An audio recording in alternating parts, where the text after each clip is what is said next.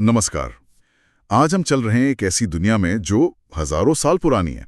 हाँ बिल्कुल। वो समय जब इंसान ने पहली बार, आप कह सकते हैं, बड़ी बस्तियां बसाईं, शहर बनाने शुरू किए। बिल्कुल। हम बात करेंगे मेसोपोटामिया की, मतलब आज का इराक।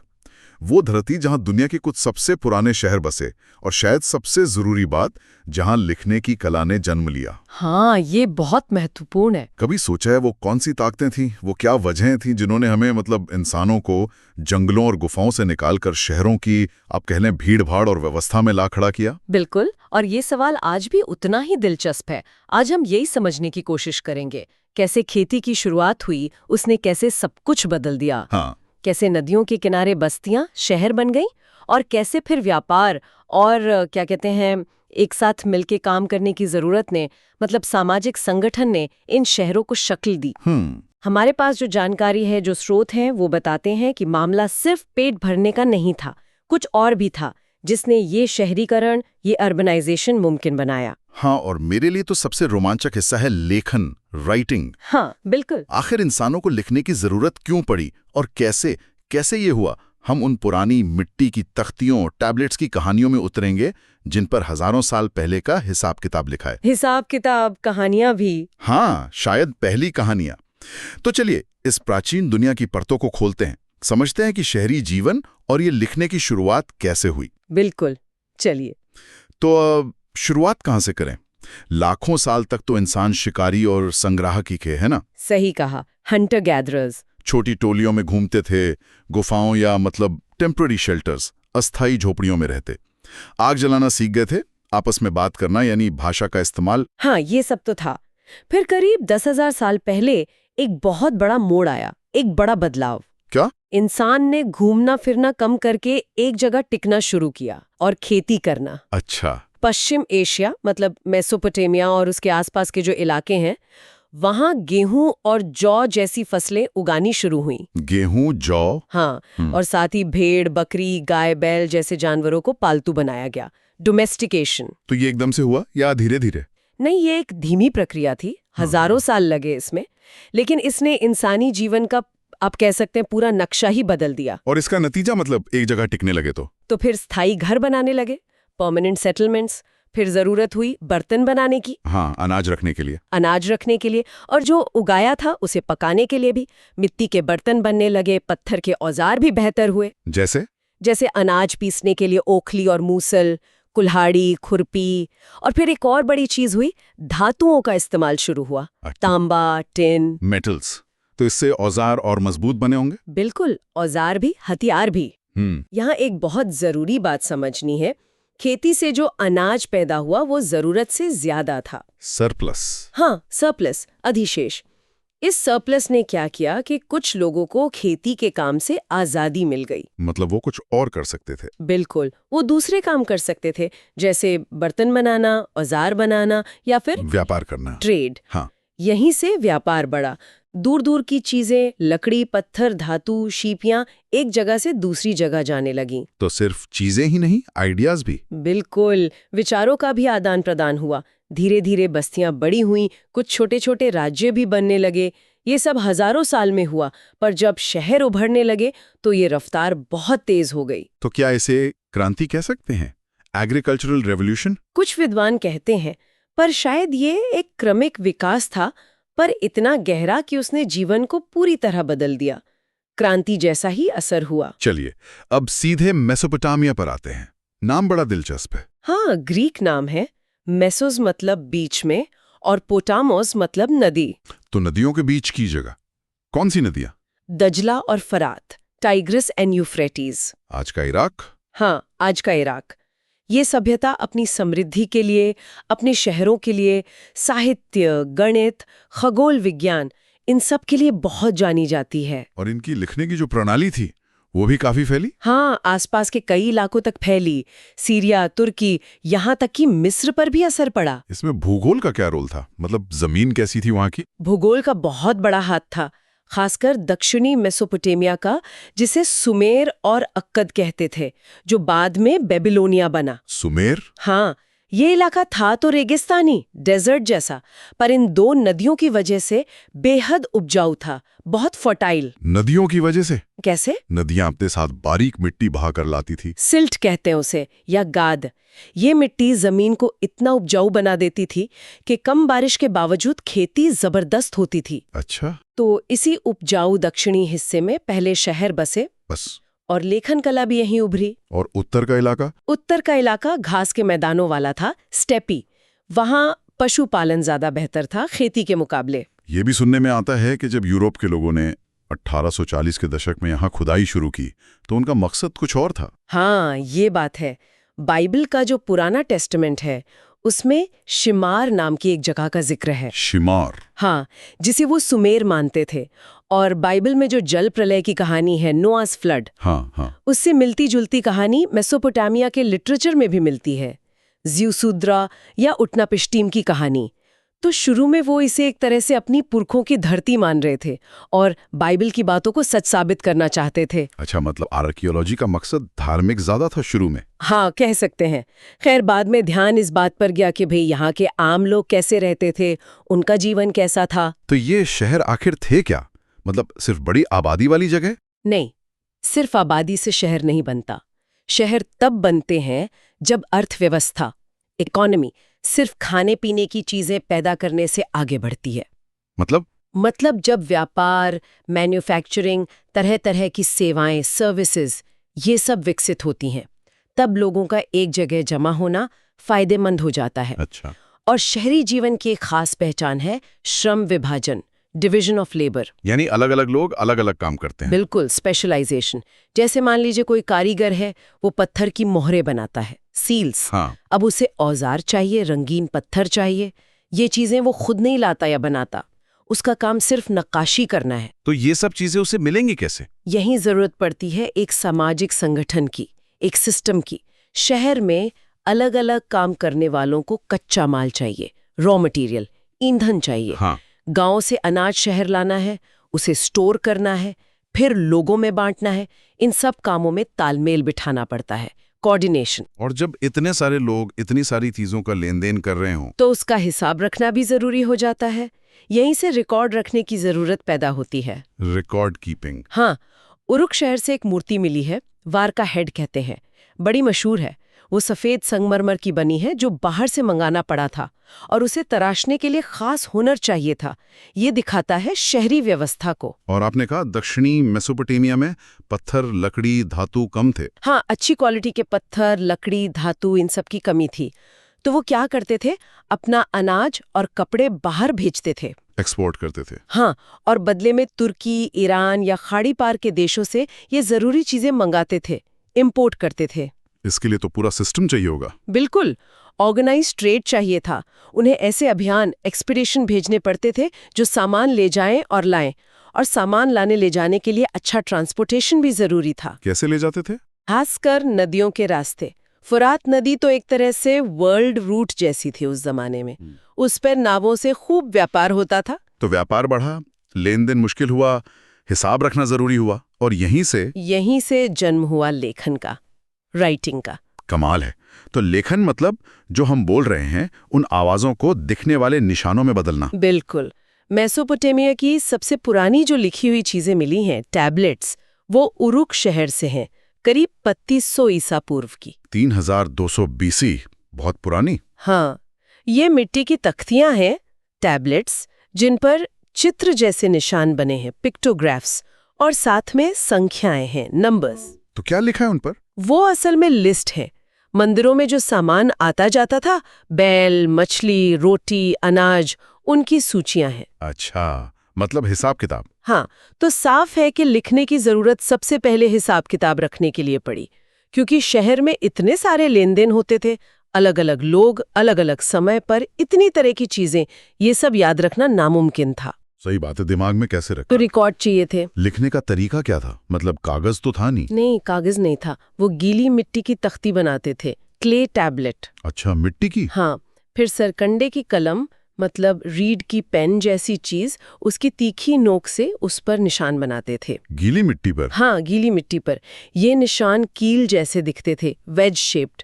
इसीलिए इस लिपि को कीलाक्षर यानी क्यूनिफॉर्म कहते हैं। यूनिफॉर्म। हाँ, लैटिन भाषा में क्यूनियस का मतलब कील होता है। और फिर वो मिट्टी सूख जाती होगी। बिल्कुल, सूखने के बाद ये तख्तियां पक्की हो जाती थीं और कमाल की बात यह है कि ये हजारों साल तक टिकी रहती हैं। तभी तो हमें मिली हैं। हाँ, और हर छोटे बड़े लेन देन के लिए शायद अलग तख्ती बनानी पड़ती थी, इसीलिए खुदाई में हजारों की तादाद में ये मिली हैं। हजारों। हाँ, करीब 2600 ईसा पूर्व तक आते आते ये लिपि और विकसित हो गई, कीलाक्षर बन गई और भाषा थी सुमेरियन। सुमेरियन भाषा। हाँ। अब इसका इस्तेमाल सिर्फ हिसाब रखने के लिए नहीं होता था। और किस लिए?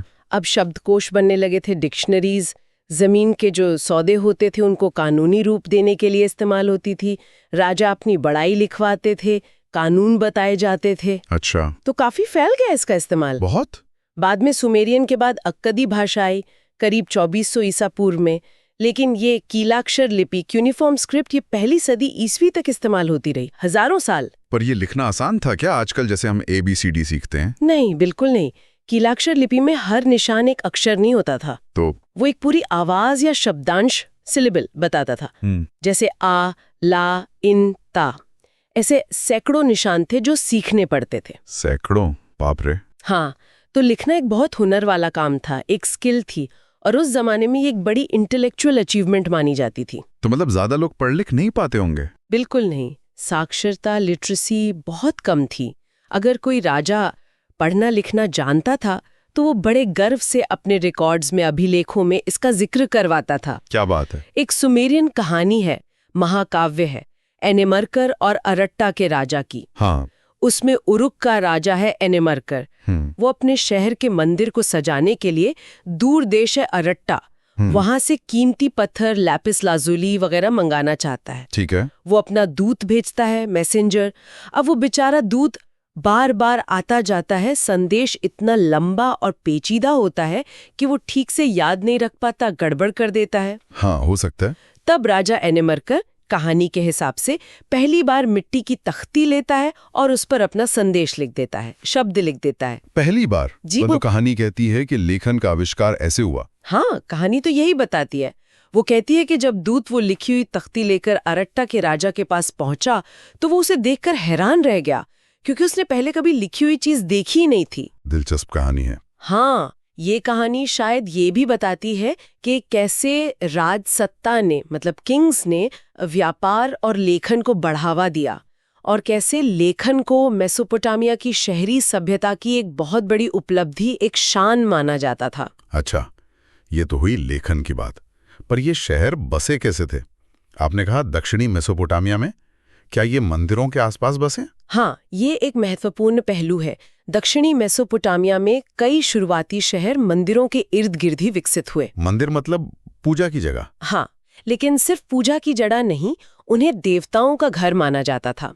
जैसे उर शहर में चांद देवता नन्ना, उनका मंदिर था।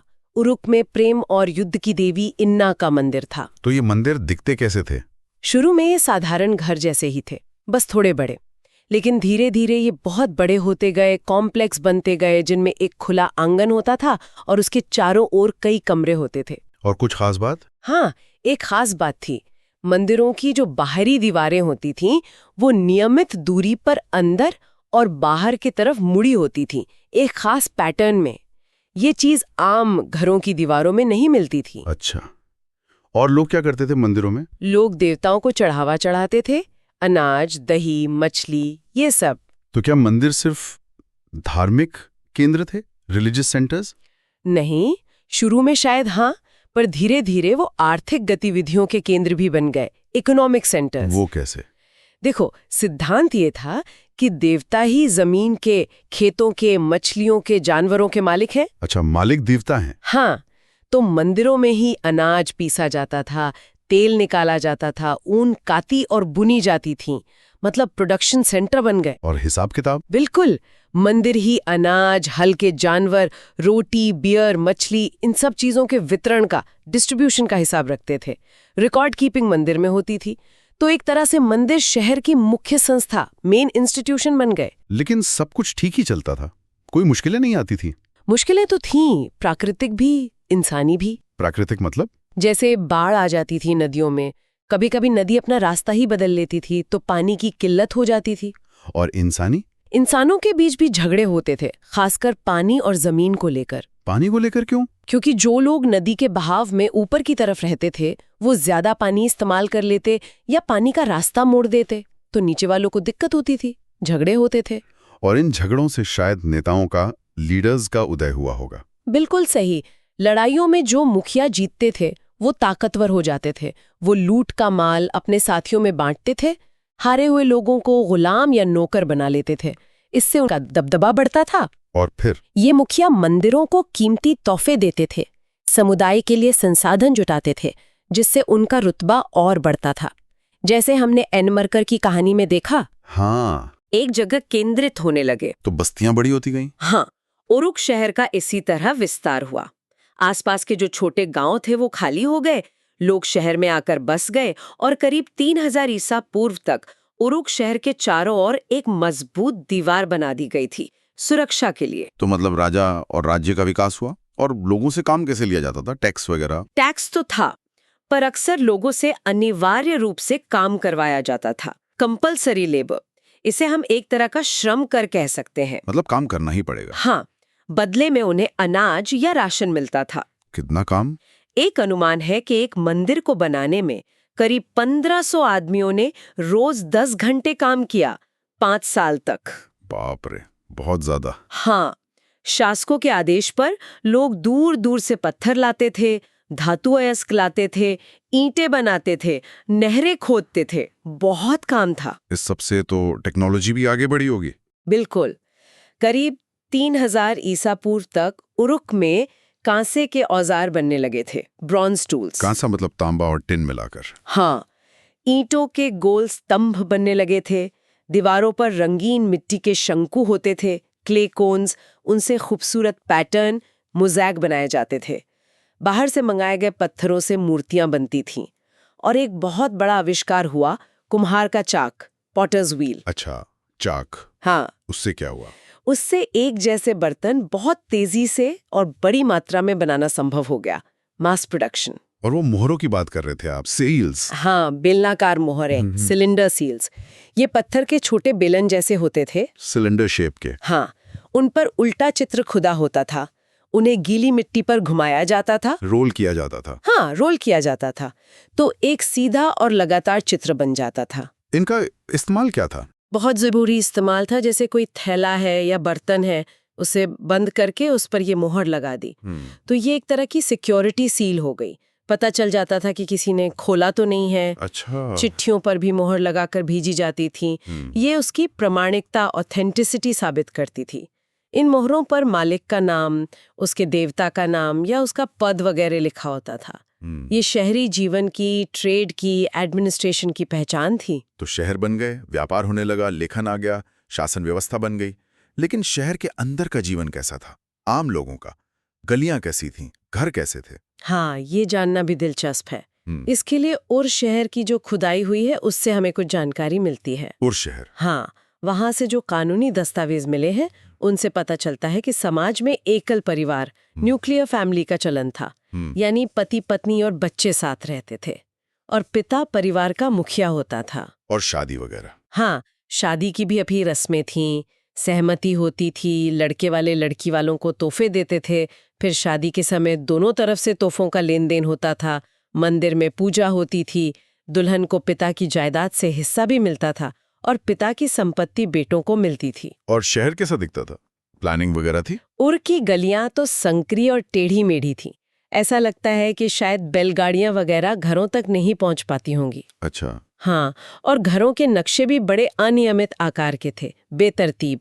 तो शायद शहर की कोई खास प्लानिंग नहीं थी जैसे आजकल होती है। नालियों वगैरह, ड्रेनेज? नालियां थीं, पर सड़कों पर नहीं, घरों के अंदर आंगन में थी। और हौद बने थे, सम्स। शायद छतों का बारिश का पानी इनमें इकट्ठा होता था ताकि कच्ची गलियों में कीचड़ न फैले। और साफ सफाई का क्या सिस्टम था? कूड़ा कहाँ फेंकते थे? ऐसा लगता है कि लोग अपने घर का सारा कूड़ा कचरा सीधे गलियों में ही फेंक देते थे। क्या, गलियों में? हाँ, इसका नतीजा ये हुआ कि धीरे धीरे गलियों की सतह ऊंची होती गई और लोगों को अपने घरों की दहलीजें, एंट्रेंस वो भी ऊंची करनी पड़ती थी। अजीब बात है। घरों में रोशनी के लिए खिड़कियां कम होती थीं, दरवाजे अक्सर अंदर आंगन में खुलते थे, शायद प्राइवेसी के लिए। और कोई दिलचस्प बात घरों के बारे में? कुछ अंधविश्वास भी जुड़े थे घरों से। जैसे माना जाता था कि घर की दहलीज ऊंची हो तो धन आता है, या सामने का दरवाजा किसी दूसरे के घर के ठीक सामने ना खुले, इस तरह की बातें। और मरने के बाद कब्रिस्तान थे? हाँ, और में एक कब्रिस्तान मिला है जहाँ शाही लोगों की और आम लोगों की कब्रें मिली हैं, पर कुछ लोग घरों के फर्श के नीचे भी दफनाए गए थे। अच्छा, घर के नीचे ही? हाँ। और के अलावा एक और शहर का जिक्र आता है आपकी बातों में, मारी। वो कैसे लगता? मारी शहर फरात नदी के किनारे ही था, पर दक्षिण के उपजाऊ मैदानों से काफी उत्तर में, ऊपर की तरफ। ये करीब 2000 ईसा पूर्व के बाद ज्यादा फला फूला। इसकी क्या खासियत थी? यहाँ खेती भी होती थी और पशुपालन भी, खासकर भेड़ बकरियों का। तो किसान और पशुपालक दोनों तरह के लोग थे। तो उनके बीच संबंध कैसे थे? वो एक दूसरे पर निर्भर थे। पशुपालक अपना पनीर, चमड़ा, मांस वगैरह किसानों को देते थे, बदले में अनाज और औजार लेते थे। लेकिन उनमें झगड़े भी होते थे। कभी पशुपालक किसानों की फसल खराब कर देते या किसान उन्हें पानी नहीं लेने देते। और इस इलाके में बाहर से कई खाना बदोश समुदाय, नोमैडिक ग्रुप्स आते रहते थे, जैसे अक्कदी, एमोराइट, असीरियन, अरामी। बाहर से आकर बस जाते थे? हाँ, आते थे, बसते भी थे और कभी-कभी तो सत्ता पर कब्जा भी कर लेते थे। मारी के जो राजा थे वो खुद एमोराइट समुदाय के थे। अच्छा। उनकी वेशभूषा भी स्थानीय लोगों से थोड़ी अलग थी, और वो मेसोपोटामिया के स्थानीय देवताओं के साथ-साथ अपने स्टेपी के देवता डैगन, उनकी भी पूजा करते थे। तो ये दिखाता है कि मारी में संस्कृतियों का काफी मिश्रण था, कल्चरल मिक्सिंग थी। और मारी का महल सुना है बहुत बड़ा था। हाँ, राजा जिम्नीलिम का महल वाकई बहुत बड़ा था। पैलेस, वो शाही निवास भी था, एडमिनिस्ट्रेशन का सेंटर भी, और कीमती चीजें, खासकर गहने वगैरह बनाने की वर्कशॉप भी थी। कितने कमरे थे? उसमें 260 कमरे थे। 260? हाँ, रोज राजा और उनके परिवार के लिए भारी मात्रा में खाना आता था। उसका भी रिकॉर्ड मिलता है। महल का नक्शा भी मिला है। एक ही मेन एंट्रेंस था, अंदर बड़े बड़े सुंदर पक्के आंगन थे, और मेहमानों से मिलने के लिए एक खास कमरा था, रिसेप्शन हॉल जैसा, जिसकी दीवारों पर बहुत खूबसूरत पेंटिंग्स बनी थी। तो मारी शहर की खासियत क्या थी? मतलब इकोनॉमी किस पे चलती थी? मारी की सबसे बड़ी खासियत थी उसकी लोकेशन, जगह। वो फरात नदी पर ऐसी जगह था जो व्यापार के लिए एकदम परफेक्ट थी। व्यापार किस चीज का? लकड़ी, तांबा, टिन, तेल, शराब और भी कई चीजें। ये सब सामान नदी के रास्ते नाव में दक्षिण मेसोपोटामिया और उत्तर में तुर्की, सीरिया, लेबनान जैसे इलाकों के बीच आता जाता था। मारी बीच में पड़ता था। तो मारी वाले क्या करते थे? मारी के जो अधिकारी थे वो इन नावों की जांच करते थे, देखते थे क्या माल जा रहा है, और फिर माल की कीमत का लगभग 10वां हिस्सा 10% टैक्स के रूप में लेते थे। अच्छा, टैक्स लेते थे। हाँ, खासकर एक जगह थी अलाशिया, शायद आज का साइप्रस, वहां से तांबा आता था, और टिन भी। ये दोनों बहुत जरूरी थे। क्यों? क्योंकि तांबे और टिन को मिलाकर ही कांसा बनता था, ब्रॉन्ज, और उस जमाने में औजारों और हथियारों के लिए कांसा ही मुख्य धातु थी। तो मारी शहर अमीर कैसे बना? इसी व्यापार और टैक्स से। मारी शायद सैनिक रूप से बहुत ताकतवर न रहा हो, लेकिन व्यापार की वजह से बहुत समृद्ध था, प्रॉस्परस था। कोई चुनौती? हाँ, राजाओं को हमेशा आसपास के जो चरवाहा कबीले थे उन पर नजर रखनी पड़ती थी। कभी कभी वो हमला कर देते थे। रात में अगर दूर कहीं आग के संकेत दिखते थे तो महल में फौरन खबर भेजी जाती थी कि हमले का खतरा है। ये सब सुनकर तो वाकई लगता है कि मेसोपोटामिया के लोग शहरी जीवन को, सिटी लाइफ को बहुत महत्व देते थे। बिल्कुल। इसका एक बहुत सुंदर उदाहरण हमें मिलता है गिलगमेश महाकाव्य में, एपिक ऑफ गिलगमेश। हाँ, सुना है इसके बारे में। कहानी का जो हीरो है राजा गिलगमेश, वो अमरता की तलाश में, इमॉर्टैलिटी की खोज में भटकता है।